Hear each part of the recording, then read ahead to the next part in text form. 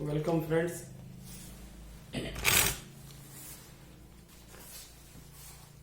हम भारतीय संस्कृति पर इस्लाम के प्रभाव का अध्ययन कर रहे थे और हमने सामाजिक क्षेत्र में क्या प्रभाव पड़े इसका अध्ययन हमने किया।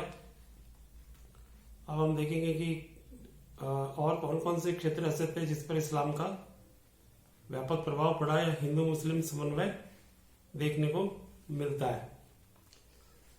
एक और जो सब्जेक्ट है जिस पर इस्लाम का बहुत बड़ा प्रभाव है वो है संगीत।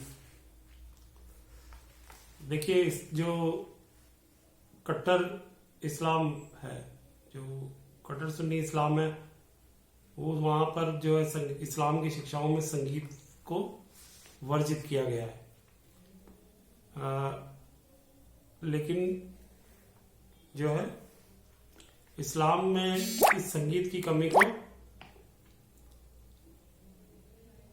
भारत में सूफी जो धर्मावलंबी थे उन्होंने इसको पूरा कर दिया। आप देखें कि जो सूफी थे वो वस्तुतः आए तो ईरान से थे, लेकिन जब वो भारत में स्थापित हुए और अलग अलग चिश्तिया संप्रदाय और भी कई तरह के संप्रदाय उन्होंने स्थापित किए, तो पूरा का पूरा जो सूफी धर्म है वो संगीत से ईश्वर की या अल्लाह की उपासना करता है।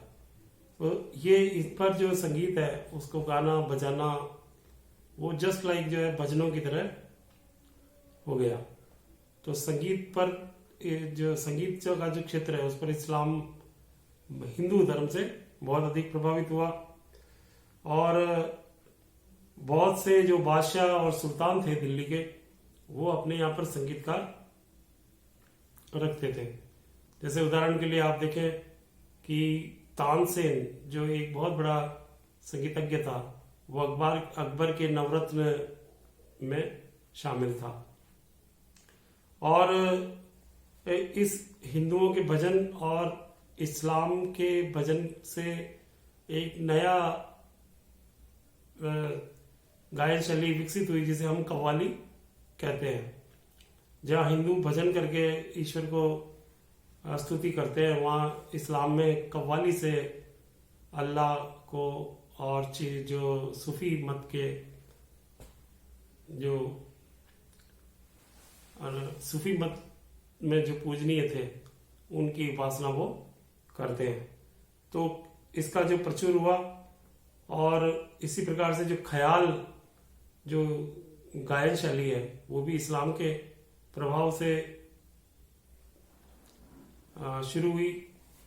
अमीर खुसरो जो दिल्ली सल्तनत के कई सुल्तानों के अधीन एक लेखक, एक संगीतकार, एक सेनापति के रूप में बहुत प्रसिद्ध व्यक्ति था। उसने वीणा को देखकर, सितार और मृदंग को देखकर तबले का आविष्कार किया। जो तबला आज भारतीय संगीत का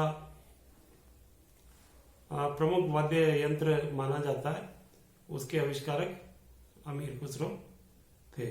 और मुगल बादशाह भी जो है संगीत के बड़े शौकीन थे। हुमायूं, अकबर, जहांगीर, शाहजहां के समय संगीत बहुत लोकप्रिय हुआ। अनेक राग रागनियों का निर्माण हुआ। जो है बादशाह अकबर के काल में ये चरमोत्कर्ष पर था। इसमें तानसेन, बैजू बावरा आदि प्रसिद्ध संगीतज्ञ थे। और तानसेन का दामाद जो था लाल खां, जगन्नाथ, सुखसेन, सूरसेन आदि बहुत प्रसिद्ध संगीतकार थे। और अलग अलग जो शैलियां डेवलप हुई म्यूजिक में वो मुगल काल में देखने को मिली। इनमें से गजल जो आधुनिक काल में भी बड़ी लोकप्रिय विधा है। आपने सुना होगा कि मिर्जा गालिब और मीर बड़े गजलकार हुए जिन्होंने बड़ी फेमस गजलें लिखी। ये एक कविता का ही एक प्रकार है जिसको गाया भी जाता था। इसी प्रकार से ठुमरी, दादरा, बड़गुजरी आदि का बहुत विकास हुआ। और विभिन्न प्रकार के वाद्य यंत्रों का विकास हुआ और नृत्य शैलियों का भी इसमें विकास हुआ। तो जो संगीत का जो इम्पैक्ट है वो दोनों धर्मों का एक दूसरे पर है। आप देखिए कि पूरे अरब कंट्रीज में, अरब देशों में जहां से इस्लाम शुरू हुआ था और जो कहते भी है, ऐसा मानते हैं वो लोग कि इस्लाम मूल स्वरूप में वहां विद्यमान है, तो वहां पर तो संगीत वर्जित है। लेकिन हिंदुस्तान में और जो अब पाकिस्तान बन गया है तो वहां कहीं भी संगीत वर्जित नहीं है। दोनों ही धर्मों के लोग संगीत का उपयोग कर रहे हैं।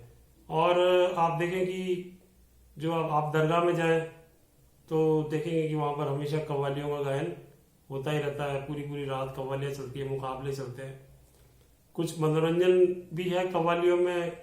कुछ सूफी मत में ईश्वर के प्रति प्रेम है, उसको कव्वाली के माध्यम से दर्शाया जा रहा है। वाद्य यंत्रों का उसमें प्रयोग है, सामूहिक गायन है। तो ये सब पार्टिसिपेशन जो है, मतलब प्योरली जो है इस इम्पैक्ट हिंदू संगीत कला का इस्लाम पर जो इम्पैक्ट पड़ा और इस्लाम का इम्पैक्ट भी हिंदू कला पर भी पड़ा, इस तरह से मिली जुली संगीत कलाएं मध्यकाल में विकसित हुई, जो आज भी देखने में आती है। और कई सारे प्रसिद्ध संगीतकार आज भी इस्लाम को मानने वाले हैं और हिंदू तो उसमें है ही। और तो इसलिए आप देखेंगे कि कोई शहनाई बजा रहे हैं कि कोई तबला वादक है, तो बड़े बड़े मुसलमानों में बड़े नाम हैं। तो संगीत अब भी उतना ही लोकप्रिय है जितना मध्यकाल में था। तो ये स्पष्ट रूप से जो है हिंदू मुस्लिम समन्वय का एक सर्वश्रेष्ठ उदाहरण है कि संगीत में क्या डेवलपमेंट मध्यकाल में हुए।